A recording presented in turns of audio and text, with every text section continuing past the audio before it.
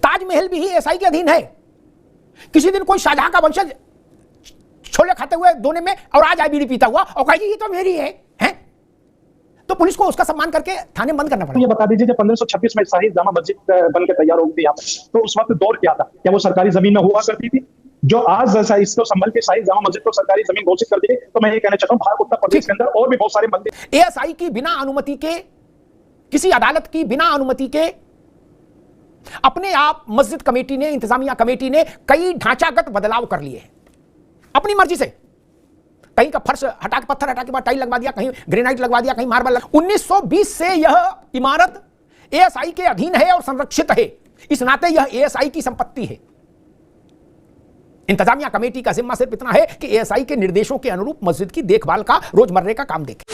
जय श्री राम दोस्तों, एक वापस से नए डिबेट वीडियो में आप सभी का स्वागत करता हूं। मेरा नाम है गौरव और आप देख रहे हो गोलू रिएक्शन टीवी। दोस्तों, एक बार फिर से धमाकेदार डिबेट वीडियो लेके आ चुका हूं। वरिष्ठ पत्रकार अमिताभ अग्निहोत्री जी की डिबेट का वीडियो है। और दोस्तों, आज के वीडियो को आपसे रिक्वेस्ट है कि पूरा देखिएगा। वीडियो अच्छा लगे तो लाइक करें और अच्छा ना लगे तो वीडियो को डिसलाइक कर दिया करें। दोस्तों, चंबल में जिस तरह से जो विवाद चल रहा है, जो हमारा जो मंदिर था हरिहर जी का, जो हिंदुओं का मंदिर था, उसको जो है जिस तरह से सपा सरकार में मस्जिद में कन्वर्ट कर लिया गया और वहाँ पे जो है हिंदुओं को भगा दिया गया। साथ ही साथ जो एएसआई यानी कि जो भारतीय पुरातत्व विभाग है, उसको भी वहाँ पे घुसने की अनुमति नहीं थी। मुस्लिमों ने, मतलब वहाँ की जो इंतजामा कमेटी थी, उन्होंने इस तरह के जो है माहौल बना रखा था।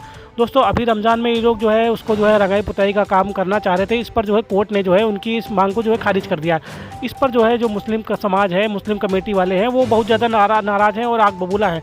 आज की डिबेट में आप लोग देखेंगे, हाजी नाजिम करके जो मुस्लिम प्रवक्ता है, वो बोल रहा है कि भारत में जो है मुसलमानों को परेशान किया जा रहा है, मतलब कोर्ट पे भी सवाल उठाता हुआ नजर आ रहा है। इस पर अमिताभ अग्निहोत्री इसको बहुत अच्छे से धो देते हैं। चलिए दोस्तों, ज़्यादा देर न करते हुए डिबेट को शुरू कर लेते हैं। चैनल पर पहली बार आए तो चैनल को सब्सक्राइब कर लीजिएगा। सामान्यतः होता गया है कि पास की नजर कमजोर होती है। अशोक भाई समझिए, बड़ी गहरी बात कह रहा हूं क्या? हाजी भाई आप भी, पास की नजर कमजोर होती है ज्यादातर लोगों की। तो संविधान तो पास से पढ़ा जाना, वो नजर कमजोर है, मेरी बात खत्म हो गई क्या?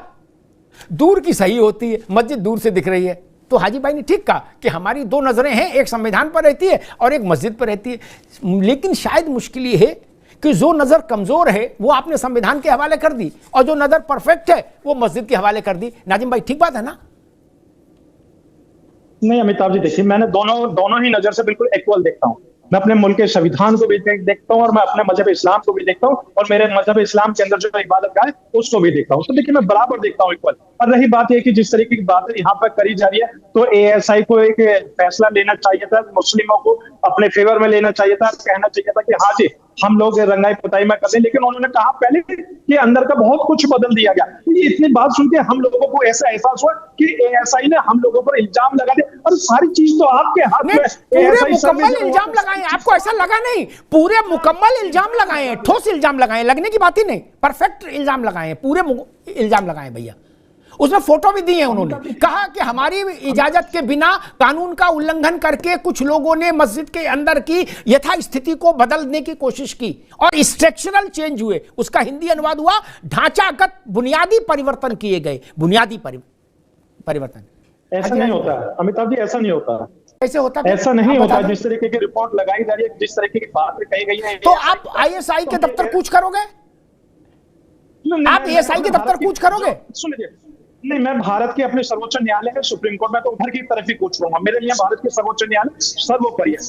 हम लोग हमेशा संविधान की बात करते हैं और सर्वोच्च न्यायालय की बात करते हैं, तो हम आईएसआई की तरफ क्यों जाएंगे? मैं फिर कहता हूं कि आप लोगों को जो मुकदमेबाजी का जो शौक है ना, ये भारी पड़ रहा है आप पर। आपने कहा आप सुप्रीम कोर्ट जाएंगे, स्वागत है, आपके पास अधिकार है, जाना चाहिए। मान लीजिए दो फैसले हो गए, 50% संभावना इसकी कि हाई कोर्ट के फैसले पर मोहर लगा दे सुप्रीम कोर्ट, वो भी कहे अलेज मॉस्क, या आपकी बात मान ले। तो आपकी बात मान ले तो अभी जो स्थिति है उसी में रहोगे, इसके ऊपर सोने का छत्र तो लग नहीं जाएगा। लेकिन 50% संभावना यह भी रहेगी, अशोक भाई आप भी समझो, ये धड़कन बनाने वाली बात हो जाएगी। फिर अगर सुप्रीम कोर्ट ने भी इसको डिस्प्यूटेड स्ट्रक्चर कह दिया, तब तो सारी राजनीति खत्म हो जाएगी नाजिम भाई। नहीं, फिर कहां जाओगे? उसके बाद तो इंटरनेशनल कोर्ट है जिनेवा में, फिर क्या करेंगे? हाँ अमिताभ जी, देखिए, अब आपने इंटरनेशनल कोर्ट की बात करी, बाबरी मस्जिद का फैसला आया, तब भी हमने अपने सुप्रीम कोर्ट के फैसले को स्वीकार किया था, ना कि हम इंटरनेशनल गए। तो देखिए, हम लोग अपने भारत के सर्वोच्च न्यायालय पे विश्वास रखते हैं। हम अपने भारत के सर्वोच्च न्यायालय के सामने अपनी बातें रखेंगे, ना कि इंटरनेशनल कोर्ट पे। इंटरनेशनल कोर्ट पे हम ये शब्द अयोध्या में भी चला, सरकार के स्तर पर भी और कोर्ट के स्तर पर भी। और अलेज्ड मॉस्क, इसका क्या मतलब हुआ सामान्य व्यक्ति के लिए? देखिए अमिताभ जी, डिस्प्यूटेड स्ट्रक्चर तो सभी जानते हैं, विवादित ढांचा, लेकिन एक और शब्द जोड़ा गया है आज, वो अलेज्ड मॉस्क जो कहा गया है वो कल्पित, अर्थात मुसलमान इसको ऐसा मानते हैं कि ये मस्जिद है, लेकिन ये तथाकथित कही जा सकती है, इसको अभी मस्जिद कहना उचित नहीं होगा। ये आज हाईकोर्ट ने बिल्कुल एप्रोप्रिएट वर्डिंग दे दी है। इसके अलावा अभी नाजिम खान साहब कह रहे थे कि हमें अपनी रंगाई पुताई करने के लिए, अपनी व्यवस्थाओं को सुचारू करने के लिए हाईकोर्ट जाना पड़ेगा, तो उससे वो आहत है, या न्यायालय के दरवाजों पे जाना पड़ेगा। वो शायद भूल गए कि रामलला टेंट में विराजमान रहे, उनके भोग तक के लिए अर्जी लगानी पड़ती थी। उनका जब कपड़ा बारिश में बारिश होती थी और भीग जाता था सारा वो जगह, उसको उस कपड़े को बदलने के लिए भी सालों साल सनातनियों को इंतजार करना पड़ता था, और सनातनी कभी भी न्यायालय के विरुद्ध जाने का सनातनियों ने प्रयास नहीं किया। तो ये जो आप कह रहे हैं कि न्यायालय की प्रक्रिया से जो भी गुजरेगा, भारत के न्यायालय की प्रक्रिया से जो भी गुजरेगा, उसको ये धैर्य अपनाना ही होगा, या आप कोई विशेष काम नहीं कर रहे। हाजी भाई, आपको याद होगा सुप्रीम कोर्ट में जहां अभी आप जाने का विचार बना रहे हो, उस सुप्रीम कोर्ट में भी संभल का मामला चल रहा है इसी मस्जिद का। तो वहां यूपी गवर्नमेंट ने एक हलफनामा दायर किया और उस शपथ पत्र में कहा कि ये जो मस्जिद है ये सरकारी जमीन पर है, ये मस्जिद कमेटी की जमीन नहीं है, ना वक्फ की जमीन है, ये गवर्नमेंट ऑफ यूपी की जमीन है। नाजिम साहब। हाँ अमिताभ जी, बात आपकी सही है कि उत्तर प्रदेश के अंदर संभल है, और संभल के अंदर ही ये शाही जामा मस्जिद स्थित है। और ये बता दीजिए, जब 1526 में शाही जामा मस्जिद बन के तैयार हो गई थी यहाँ पर, तो उस वक्त दौर क्या था? क्या वो सरकारी जमीन में हुआ करती थी? जो आज इसको संभल के शाही जामा मस्जिद को सरकारी जमीन घोषित कर दी गई, तो मैं ये कहना चाहता हूँ, भारत उत्तर प्रदेश के अंदर और भी बहुत सारे मंदिर हैं, ठीक, किसी भी मंदिर में बात गलत है। अशोक जी हम बताएंगे नाजिम साहब, एक मिनट यतीमा भी रुकिए, हम बताएंगे ऐसा क्यों कहा गया, हम बताएंगे, उससे आप मुतमईन हो जाएंगे। इसीलिए तो सब चीज की जानकारी।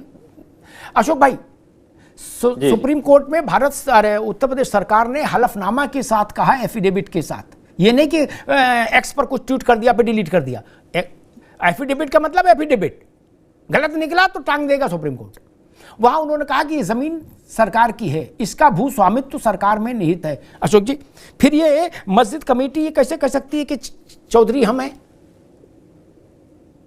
देखिए अमिताभ जी, अब चूंकि हम लोग न्यायिक प्रक्रिया से सभी लोग बंधे हुए हैं, देश का प्रत्येक नागरिक, और उसमें हम भी एक हैं। तो अगर कोई मामला सब जुडिस है, मामला सरकार और सुप्रीम कोर्ट के बीच का है, सरकार ने एफिडेविट दिया सुप्रीम कोर्ट को उस पर डिसीजन देना है, हाई कोर्ट अभी सुनवाई में है, 4 मार्च को फाइल लगी हुई है। ये सारी प्रक्रियाओं में मुझे लगता है अमिताभ जी कि हम एज ए अपोजिशन की पार्टी को रिप्रेजेंट कर रहे हैं, तो हमारा उसमें बोलना एक उचित नहीं होगा। सब जुडिस मैटर है।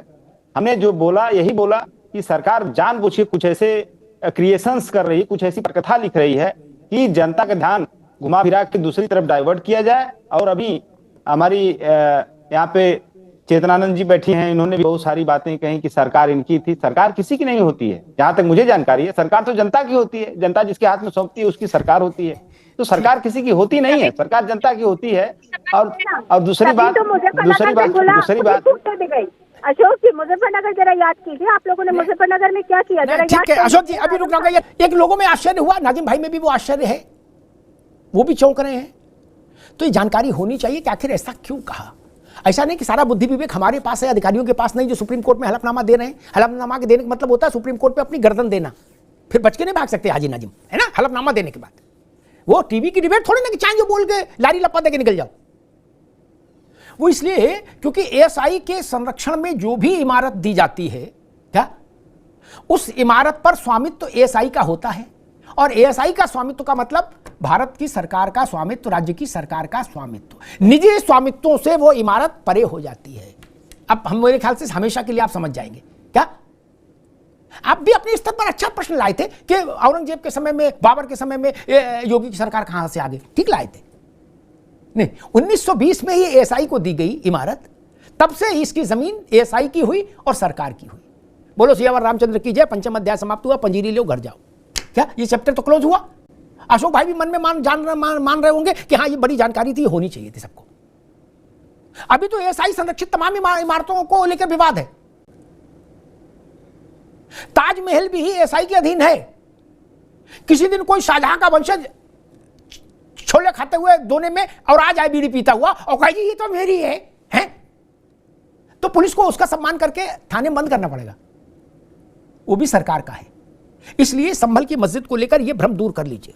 और हाजी भाई, आप सुप्रीम कोर्ट जाइए, सारी अदालतों में जाइए, आपके पास हक है इसका, भारत ने ही ये हक दिया है अपने हर नागरिक को। लेकिन ये बात जरूर साफ हो जाए, ये आपके संज्ञान में रहनी चाहिए और इसको बाकी जगह भी प्रसारित करिएगा कि जो भी भू संपत्तियां एएसआई के अधीन हैं, उस कानूनन उसको दी गई हैं, उन भू संपत्तियों पर मालिकाना हक केवल एएसआई का है, भारतीय पुरातत्व सर्वेक्षण विभाग का। नाजिम भाई, और आखिरी बात कह के बात समाप्त करूंगा। नाजिम भाई ने जो बात कही ठीक है, अपनी आस्था के साथ उन्होंने कहा कि ऐसा भी दिन आ जाएगा कि शायद हमको नमाज के लिए भी हाई कोर्ट जाना पड़ेगा। उनको इस बात से तकलीफ है कि रंगरोगन के लिए कोर्ट जाना पड़ा। यतीमा ने उसकी ओर थोड़ा इशारा किया। इस देश की बहुसंख्यक आबादी को दशकों दशक रामलला को प्रसाद में रामदाना से पेड़ा चढ़ जाए, इसके लिए कोर्ट में लड़ाई लड़नी पड़ी।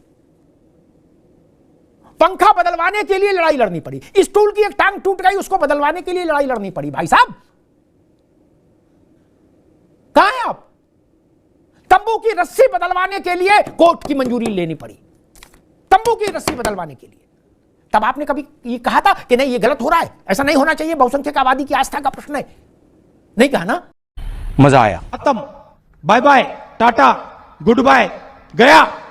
तो दोस्तों वीडियो हो चुका है समाप्त, और यहाँ तक वीडियो देखने के लिए आप सभी का धन्यवाद। आप सभी से रिक्वेस्ट करते हैं, यदि चैनल पे पहली बार विजिट कर रहे हैं तो हमारे चैनल को सब्सक्राइब करना ना भूलें, साथ ही साथ बेल वाला आइकन प्रेस करके ऑल पे क्लिक कर लें, जिससे जब भी हम वीडियो अपलोड करेंगे तो उसका नोटिफिकेशन आपके फ़ोन पर आ जाएगा। तो चलिए दोस्तों, आज के वीडियो की बात कर लेते हैं। दोस्तों आज की वीडियो में आप लोगों ने देखा जिस तरह से जो हाजी नाजिम जो है काफ़ी ज़्यादा जो है गुस्से में आग बबूला नज़र आ रहा है। दोस्तों ये लोग जो है मस्जिद पर जो है वो मंदिर पर कब्जा करके रखे हुए हैं, और जो है इस तरह का जो वहाँ पर जो है पिछली सरकारों में इस तरह का आतंक था कि वहाँ पर जो है कोई हिंदू समाज का आदमी जो वहाँ पे जा नहीं सकता। साथ ही साथ जो एएसआई के लोग हैं वो भी वहाँ तक अंदर नहीं जा सकते थे। तो दोस्तों एएसआई की मतलब उत्तर प्रदेश सरकार की ज़मीन जो है अब ये हो चुकी है, और अब जो है आने वाले दिनों में देखना है कि क्या इसका फैसला होता है। दोस्तों आज को क्या लगता है, आप इस कमेंट के माध्यम से अपनी प्रतिक्रिया जरूर दीजिएगा। इस वीडियो को यहीं पर समाप्त करते हैं, मिलते हैं आपको किसी और वीडियो में, तब तक के लिए जय श्री राम।